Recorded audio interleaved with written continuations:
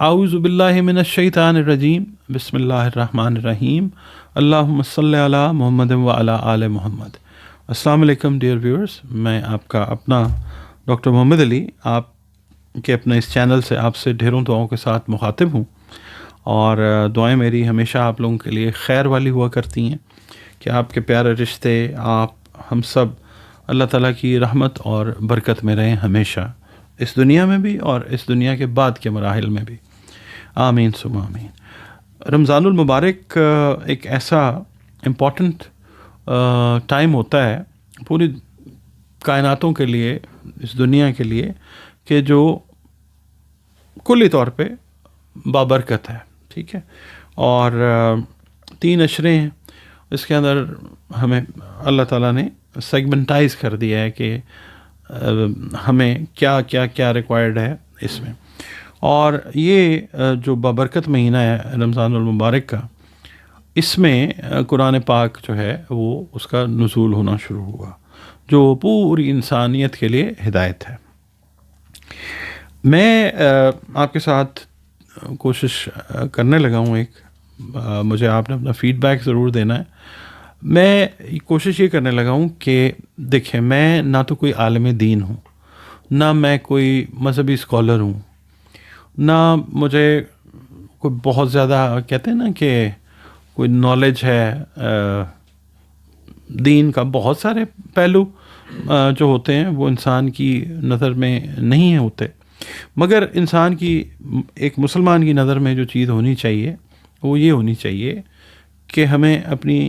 جو ہدایات ملی ہوئی ہیں ہمارے لیے، کہ ہمیں نماز پڑھنی ہے، ہمیں قرآن کریم کی تلاوت کرنی ہے، خیر بانٹنی ہے، آسانیاں بانٹنی ہیں، اور اللہ تعالیٰ کی مخلوق کے لیے ہمیں راحت کا باعث بننا ہے، کیونکہ حقوق العباد جو ہیں ان کا معاملہ بندوں کے ساتھ، حقوق اللہ کا، اللہ اور بندے کا، تو یہ ہے کہ ایک عام مسلمان کی حیثیت سے ہم قرآن کریم کو جب پڑھتے ہیں، زیادہ تر اب پورا پاکستان ہے وہ سب کے سب عالم دین تو نہیں، عام مسلمان ہیں، اقلیتیں بھی ہیں، تو ہم لوگ پڑھ لیتے ہیں قرآن پاک اور بڑا فخر بھی کئی دفعہ کرتے ہیں، الحمدللہ اللہ توفیق دیتا ہے، تو کہ جی میں نے تو 5 سال کی عمر میں یا 6 سال کی عمر میں قرآن کریم مکمل کر لیا، مگر ہوتا یہ ہے کہ اس پہ عمل کرنا یا پھر اس کو روزانہ اپنی روٹین میں رکھنا، لوگ بہت سارے کروڑوں کے حساب سے ہیں جو روزانہ اس نعمت سے بہرہ مند ہوتے ہیں، مگر بہت سارے لوگ ایسے بھی ہوتے ہیں۔ مقصد کسی پہ تنقید کرنا نہیں ہے، مقصد اس کا یہ ہے کہ جو لوگ تھوڑا سا ڈیلے کا شکار ہو گئے ہیں، جن کی روٹین ٹوٹی ہوئی ہے، تو میری کوشش جو ہے وہ یہ ہے کہ اس چھوٹی سی کوشش سے ہم لوگ جو ہیں، دیکھنے والے جو ہیں، وہ اس روٹین کی طرف واپس آئیں۔ ہم کہہ تو دیتے ہیں کہ جی 5-6 سال کی عمر میں پڑھ لیا، پھر اس کے بعد دہرائی کئی دفعہ نہیں ہوتی، ایک دفعہ ہوگی، پھر اس کو بار بار ہم نہیں ریپیٹ کرتے۔ تو میرا مقصد جو ہے وہ یہ ہے کہ میرے اس کام سے اللہ تعالیٰ اور اللہ تعالیٰ کا جو محبوب ہے وہ راضی ہو جائیں، اور باقی یہ ہے کہ جو میرے بہن بھائی تھوڑا سا مس کر رہے ہیں اس روٹین کو، یہ ویڈیو دیکھیں تو اللہ تعالیٰ ان کے دل میں یہ خیال پیدا کرے کہ ہمیں اس نعمت کے ساتھ بھی جڑنا چاہیے۔ کئی لوگ ایسے بھی ہیں کہ جو نماز تو پڑھتے ہیں مگر قرآن کی ان کی روٹین نہیں ہے، تو میری ریکویسٹ بھی یہ ہے کہ یہ جو ویڈیوز میں آپ کی خدمت میں پیش کروں گا نا، میں اس کے اندر کہیں نہ کہیں انسان ہوں، غلطی بھی ہو سکتی ہے، کوئی کوتاہی بھی ہو سکتی ہے، اللہ تعالیٰ معاف فرمائے، آپ لوگوں نے بھی صرف نظر کر دینا ہے۔ میں بیان صرف یہ کروں گا کہ میں نے ایز عام مسلمان، بطور ایک عام مسلمان کے قرآن پاک سے مجھے کیا میسج جو ہے وہ آیا، تو میں یہ آپ لوگوں کی خدمت میں ویڈیوز جو ہیں یہ اس رمضان میں کوشش کروں گا، اگر اللہ نے مہلت دی، موقع دیا، زندگی صحت دی، تو میں 30 پارے جو ہیں، جو مجھے میسج ریسیو ہوا ہے، میں وہ آپ کے ساتھ شیئر کروں گا آپ کو، کیونکہ قرآن کریم کا اعجاز یہ ہے کہ اسے ہم جتنی دفعہ پڑھتے ہیں ہمیں کوئی نئی چیز ہمیشہ ملتی ہے، تو ہم اس کو ایک کوزے میں تو بند کر نہیں سکتے. یہ تو ایک بحر بے کراں ہے، مطلب اس کی کوئی وہ لمٹ تو ہے ہی نہیں اس کی برکتوں کی. مگر یہ ہے کہ ایز اے مسلمان، ایک عام جو مسلمان پڑھتا ہے جب قرآن ترجمے کے ساتھ، اس کو کیا مطلب میسج آتا ہے، میں وہ آپ کے ساتھ شیئر کرنا چاہتا ہوں. اور اس کی نیت صرف یہ ہے کہ اللہ تعالیٰ جو ہماری زندگی ہیں ان میں اپنی برکتیں، نعمتیں اور رحمتیں شامل کر دے، اور ہماری زندگی جب اگلے مرحلے میں چلی جائے بعد از زندگی والے میں، تو آپ کا دیکھنا، اس کو دیکھ کر سمجھنا، اور دیکھ کے اگر آپ کے دل میں شوق پیدا ہوتا ہے کہ قرآن کریم کو کھول کے دیکھوں کہ جو اس بندے نے بات کی ہے وہ واقعی ایسے ہے، اسی بہانے سے یا اسی وسیلے سے آپ اگر اس کو دوبارہ سے پڑھنا شروع کر دیتے ہیں، آپ کو ثواب کہیں نہ کہیں مجھے بھی مل جائے گا. اور اس کا تعلق ٹوٹلی جو ہمارے مرحومین ہیں ان کے ثواب کے لیے ہے، اور اس سے پہلے جو اہل ایمان ہیں ان کے لیے، اور اس سے پہلے جو انبیاء کرام اور اللہ تعالیٰ کی نیک ہستیاں پنجتن پاک، ان کے لیے بطور تحفہ. اور اللہ تعالیٰ سے پھر درخواست سب سے پہلے یہ کہ اس کو، کوشش کو اپنی بارگاہ پر انوار میں قبول اور منظور کر لیں. مقصد صرف یہ ہے. اور پھر میں یہ عرض کروں گا کہ جو اب نئے بچے یا بچیاں، جس کو ہم بڑے وہ ماڈرن طریقے سے جین زی یا جین الفا کہتے ہیں، میں چاہتا ہوں آپ ویڈیوز جو ہیں یہ والی اگر آپ کو سمجھ آتی ہیں تو آپ ان کو شیئر کیجیے اپنے بچوں کو، جو ہے وہ بھی بتائیے کہ مطلب it is the lesson what we have attend اور what we have received from the noble Quran. جو ہمیں پیغام ملا، جو ہمیں لیسن ملا، وہ اپنے بچوں بچیوں کے ساتھ بھی شیئر کریں، تاکہ ان کا بھی دین اور دنیا والا معاملہ جو ہے وہ روشن اور پر نور ہو جائے اس کی قرآن کریم کی روشنی سے. تو آپ سے یہی ریکویسٹ ہے کہ دعا کرتے ہیں اللہ تعالیٰ سے کہ اللہ تعالیٰ ہماری اس کوشش کو قبول کرے، اور ہم لوگ جو ہیں وہ ایک ریوائول جو ہے، کیا کہنا چاہیے، اپنی انڈرسٹینڈنگ کا وہ کر سکیں. بسم اللہ الرحمن الرحیم. السلام علیکم ڈیئر ویورز. آپ کا بہت شکریہ. آپ لوگ یہ جو رمضان سیریز میں قرآن کریم والا سلسلہ سپارے کے حساب سے ہم لوگ ہر روز کر رہے ہیں، اس میں آپ لوگ اس کو دیکھ رہے ہیں. مجھے یقین ہے کہ اس سے بہت ساری چیزیں جو ہیں ایک عام مسلمان کی حیثیت سے جس طرح میں نے دیکھی ہیں، آپ لوگ بھی قرآن کریم کو کھول کے ضرور پڑھ بھی رہے ہوں گے اور سمجھ بھی رہے ہوں گے. دعا اللہ تعالیٰ سے یہی ہے کہ قرآن کریم جیسی جو برکت اور نعمت ہے، اس سے ہمیں اللہ تعالیٰ بالکل صحیح طریقے سے استفادہ کرنے کا موقع عطا فرمائے. آمین ثم آمین. آج ہم 21واں پارہ جو ہے اتل ما اوحی، اس کے بارے میں بات کریں گے، اور اس کا جو مکمل اور مسلسل پیغام ہے اس کو سمجھیں گے. جو مجھے سمجھ آئی وہ میں آپ تک کنوے کروں گا. اور یہ پارہ نمبر 21 جو ہے، آزمائش، ہجرت، توحید، آخرت اور اللہ تعالیٰ کی جو قدرت کی عظیم نشانیاں ہیں ان پر مشتمل ہے. اور یہ پارہ نمبر 21 جو ہے یہ شروع ہوتا ہے سورۃ العنکبوت کی آیت نمبر 46 سے، اور ختم ہوتا ہے سورہ احزاب کی آیت نمبر 30 پر. اور اس پارہ مبارک میں شامل صورتیں جو ہیں، سورۃ العنکبوت کا جو باقی حصہ ہے وہ ہے سورہ روم جو ہے وہ مکمل ہے اس کے اندر. اس کے علاوہ سورہ لقمان وہ بھی مکمل ہے، سورہ سجدہ جو ہے وہ بھی مکمل ہے، اور سورہ احزاب جو ہے اس کا ابتدائی حصہ 21ویں پارے میں شامل ہے. اس کے علاوہ سورہ عنکبوت، جیسے میں نے پہلے بھی عرض کیا تھا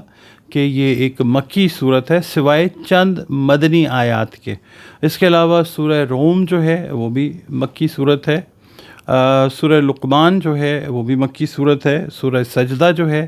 وہ بھی مکہ مکرمہ میں نازل ہوئی، اور سورہ احزاب جو ہے وہ مدینہ منورہ میں اس کا نزول ہوا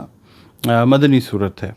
تو سورہ عنکبوت جو ہے اس سے آغاز کرتے ہیں آیت نمبر 46 سے آیت نمبر 52 تک، جو مجھے قرآن کریم سے اللہ تعالیٰ کے حکم کے بارے میں سمجھ آیا وہ یہ ہے ان آیات میں کہ اہل کتاب سے بہترین انداز میں گفتگو کرنے کا اللہ تعالیٰ کا حکم اس کے اندر ان آیات میں موجود ہے. اور جو قرآن کریم ہے وہ سابقہ کتابیں جو ہیں الہامی کتابیں ان کی تصدیق ہے. اور نبی مکرم حضرت محمد مصطفیٰ صلی اللہ علیہ وآلہ وسلم کی نبوت جو ہے اس پر اعتراض یا اعتراضات کے جو جوابات ہیں وہ موجود ہیں ان آیات میں. اور قرآن کریم جو ہے وہ سب سے بڑا معجزہ ہے. یہ ان آیات کا جو پیغام ہے. اس کے بعد آیت نمبر 53 سے آیت نمبر 60 تک جو میں سمجھا ہوں وہ میں آپ سے عرض کرتا ہوں کہ اللہ رب العزت کی جانب سے عذاب کا مطالبہ کرنے والوں کو تنبیہ کی گئی ہے. اور اللہ تعالیٰ فرماتا ہے کہ ہر جان کو موت کا ذائقہ یا موت کا مزہ چکھنا ہے. اور جو ہجرت کرنے والے ہیں ان کے لیے جنت کی خوشخبری ہے ان آیات میں. اور زمین میں چلنے والے کتنے جانور ہیں، کتنے جانور، سب کے سب جن کا رزق اللہ تعالیٰ دیتا ہے. اس کے بعد آیت نمبر 61 سے آیت نمبر 67 یعنی 67 تک جو پیغام ہے قرآن کریم کا اللہ رب العزت کی جانب سے وہ یہ ہے کہ اللہ تعالیٰ سوال کرتا ہے کہ اگر ان سے پوچھو آسمان و زمین کس نے بنائے، وہ کہیں گے اللہ نے، مگر شرک پھر بھی کرتے ہیں. مکہ کو امن کی جگہ بنایا گیا. ان آیات میں یہ جو چیز ہے یہ پیغام کی صورت میں پنہاں ہے. اس کے علاوہ آیت نمبر 68 سے آیت نمبر 68 اور 69 جو ہے 68 69 اس میں اللہ تعالیٰ جو ہے وہ فرما رہا ہے کہ اللہ پر جھوٹ باندھنے والوں کے لیے جہنم ہے، اور جو لوگ اللہ رب العزت کی راہ میں کوشش کریں گے اللہ انہیں اپنے راستے دکھائے گا. اس کے بعد پھر سورہ روم کا آغاز ہوتا ہے. اس میں 60 آیات ہیں، تو ہم آیت نمبر 1 سے آیت نمبر 7 جو ہے 7 تک اس کو جو ہمیں سمجھ آئی، مجھے جو سمجھ آئی ایک عام مسلمان کی حیثیت سے وہ میں عرض کرتا ہوں. 1 سے 7 جو سورہ روم کی آیات ہیں اس میں اللہ تعالیٰ فرماتا ہے رومیوں کے شکست کے بارے میں، اور پھر چند سال میں غلبے کی جو پیش گوئی ہے وہ، اور پھر اللہ تعالیٰ کا وعدہ جو ہے وہ سچا ہے، یہ آتا ہے یہاں پہ. اور لوگ جو ہیں دنیا کی ظاہری زندگی جانتے ہیں مگر آخرت سے غافل ہیں. یہ ان آیات کا پیغام ہے. پھر آیت نمبر 8 سے لے کر سورہ روم کی آیت نمبر 19 تک تخلیق میں غور و فکر کی دعوت اللہ تعالیٰ جو ہے اس کی جانب سے آتی ہے. پھر قیامت کا جو منظر ہے وہ مجرم جو ہیں وہ مایوس ہوں گے، اور مومنین جو ہیں یا مومن وہ خوش ہوں گے. اور اللہ رب العزت جو ہے مردہ زمین کو زندہ کرتا ہے. یہ ان آیات کا پیغام ہے. اس کے بعد آیت نمبر 20 سے آیت نمبر 27 جو ہے اس میں اللہ رب العزت جو ہے انسان کی تخلیق، میاں بیوی کا رشتہ، زبانوں اور رنگوں کا فرق، نیند اور روزی، یہ سب ان سب نشانیوں کے بارے میں قرآن کریم میں اللہ پاک کا ارشاد ہوتا ہے. اس کے بعد آیت نمبر 28 سے آیت نمبر جو 32 ہے اس میں شرک کی تردید آتی ہے. اللہ رب العزت کی فطرت پر قائم رہنے کا حکم آتا ہے. پھر آیت نمبر 33 سے آیت نمبر 45 تک یعنی from verse number 33 to verse number 45 اللہ تعالیٰ فرماتا ہے کہ انسان مصیبت میں اللہ رب العزت کو پکارتا ہے، اور جب راحت ہوتی ہے اس میں شرک کرتا ہے، اور قیامت کے دن جو اعمال کا بدلہ ہے اس کے بارے میں جو ہے اللہ تعالیٰ وہ فرما رہا ہے. پھر آیت نمبر 46 سے آیت نمبر 54 کو اگر ہم دیکھتے ہیں تو جو پیغام ملتا ہے وہ ہواؤں کے بارے میں، بارش کے بارے میں، زندگی موت کے جو دلائل ہیں ان کے بارے میں احکامات ہیں. سمجھا رہا ہے اللہ پاک انسان کو، اور انسان کی جو کمزوری ہے بچپن، جوانی، بڑھاپا، اس کے بارے میں اللہ رب العزت جو ہے وہ ارشاد فرما رہا ہے. اور اس کے بعد پھر آیت نمبر 55 سے آیت نمبر 60 جو ہے ان آیات میں قیامت کے دن جو مجرم ہیں وہ قسمیں کھائیں گے مگر فائدہ نہ ہوگا. اور پھر صبر کی جو تلقین ہے اس کے بارے میں اللہ تعالیٰ کا فرمان جو ہے وہ ان آیات میں آتا ہے۔ اس کے بعد پھر سورہ لقمان جو ہے اس کا آغاز ہوتا ہے، یہ 34 آیات پر مشتمل سورہ ہے۔ تو ہم 1 سے 11 تک جو آیات ہیں ان کو سمجھنے کی کوشش کرتے ہیں۔